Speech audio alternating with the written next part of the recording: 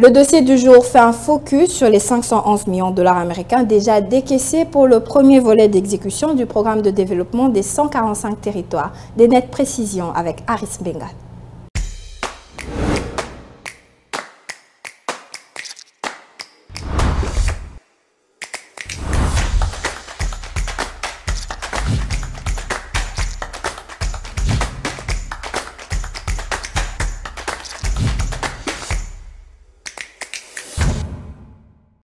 Aris Benga, vous êtes avec nous pour le compte du dossier. Bienvenue. Merci Judith. Bien, en quoi consiste le premier volet du programme des 145 territoires où 511 millions de dollars américains ont été décaissés pour son exécution? Alors à la question de l'effectivité du démarrage du programme de développement à la base des 145 territoires, à ce jour le programme a démarré par le lancement des activités relatives à la construction, à la réhabilitation et à l'équipement de pas moins de 2143 ouvrages composés entre autres de 1210 écoles, de 788 centres de santé et de 145 bâtiments administratifs. Alors ce premier lot, qui est évalué à 511 millions de dollars américains, vise principalement les infrastructures sociales des bases, mais aussi à restaurer l'autorité de l'État par la construction, sinon la rénovation des bâtiments administratifs dans les chefs-lieux de chaque territoire. Alors ces assurances nous viennent du Premier ministre Jean-Michel Samaloukonde au sortir de la plénière du 1er novembre 2023 consacrée au projet du budget 2023. Alors, de quelle manière le gouvernement congolais compte repartir le financement du programme de 145 territoires aux différentes agences d'exécution en vue de sa bonne mise en œuvre? Alors, pour parler financement de ce programme, qui en est à son premier volet, qui représente pour le coût total environ 31% du coût global qui a été entièrement libéré et les travaux démarrent déjà progressivement dans les différents territoires.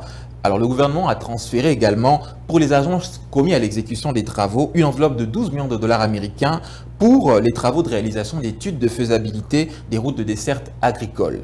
Une fois ces études finalisées, le gouvernement mettra à la disposition des dites agences une enveloppe de 250 millions de dollars américains pour couvrir les travaux d'entretien et de rénovation d'environ 38 000 km² de routes de desserte agricole telles que convenues dans ce programme, ce qui nous fera atteindre un montant de 773 millions de dollars américains sur le 1,66 milliard de dollars du coût total du programme.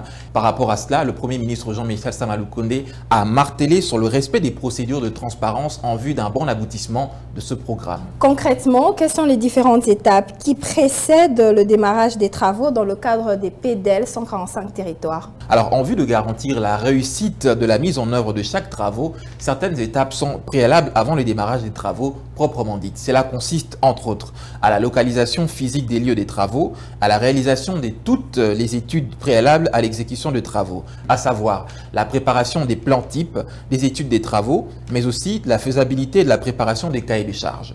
Troisièmement, le bouclage du financement intégral de la phase concernée. Quatrièmement, la passation des marchés conformément aux lois et règlements en vigueur. Cinquièmement, pour terminer, le déploiement des entreprises de l'exécution de travaux sur le terrain. Alors, rappelons que l'objectif recherché par le chef de l'État à travers ce programme est d'accélérer l'amélioration des conditions de vie des populations rurales, mais aussi de booster le développement à partir de la base, suivant le principe d'équité territoriale et sociale. Merci à vous, Aris Benga, d'avoir répondu à nos questions. Merci, Judith.